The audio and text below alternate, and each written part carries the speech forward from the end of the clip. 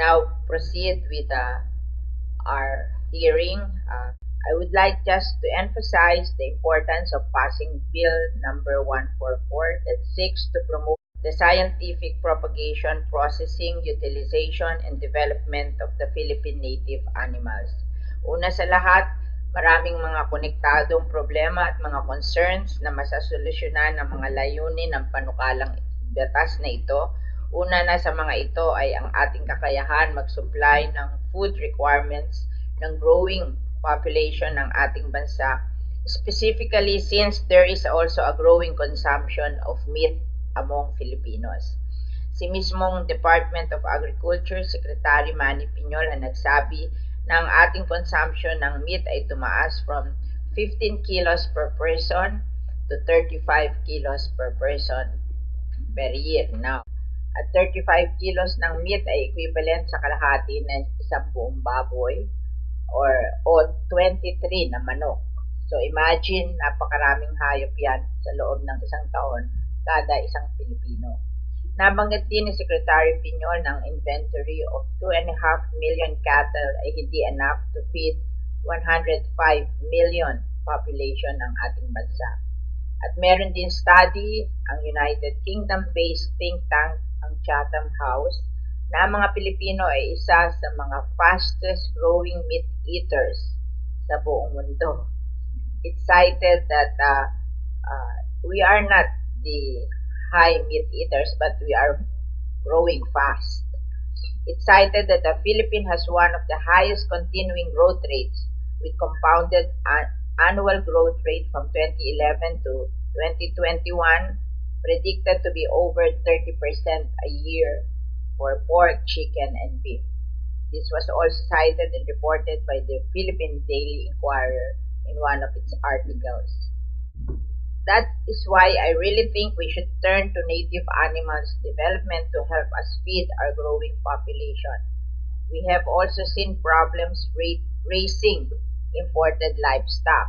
Our cattle growers are also encountering problem in raising imported cows because our climate is changing and those animals cannot adapt. Whereas yung ating native animals, syempre, akmang-akma sa kanila ang climate natin dito. So, mas madali at mas mura ang pag-raise ng mga ito. And besides, with native animals, hindi nabibili ng feeds kasi they can feed on the grass that local raisers can plant. In effect, para sa mahihirap nating mga magsasaka, mas makakabuti.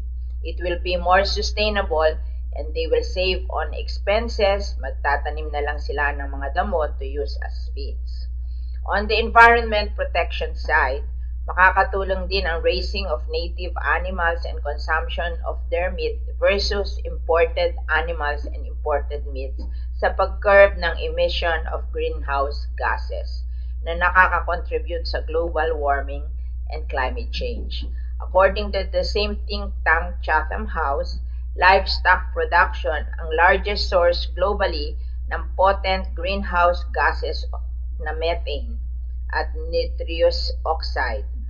Ang nitrous oxide ay galing sa manure or fertilizer na ginagamit sa feeds.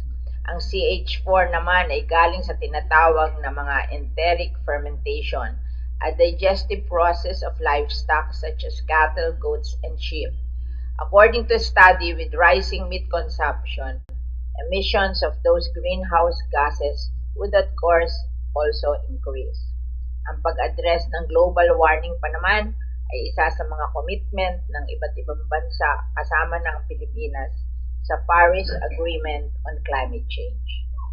The DA, Department of Science and Technology, Department of Environment and Natural Resources, native animal growers, cooperatives, and organizations, LGUs, and the private sector, under this bill shall formulate a 20-year framework for development to be validated and updated annually.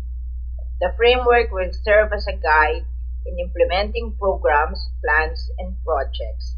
It will also provide for investment promotion and facilitation, production support and extension, R&D, market promotion, and development quality assurance, infrastructure development, among others.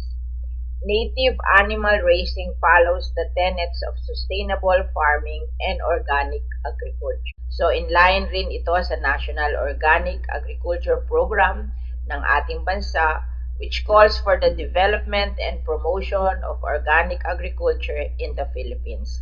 It further provides that at least 5% of Philippine agricultural farms should be converted into organic by this year, but we have failed, parang na-convert natin 1.5%. Kaya we have a long way to go. Under the proposed bill, gusto rin natin na nationwide ang maging epekto. Thus, the bill seeks to create one native animal center in every region of the country that will be called Native Animal Regional Center. The active participation of farmers is also encouraged under the bill.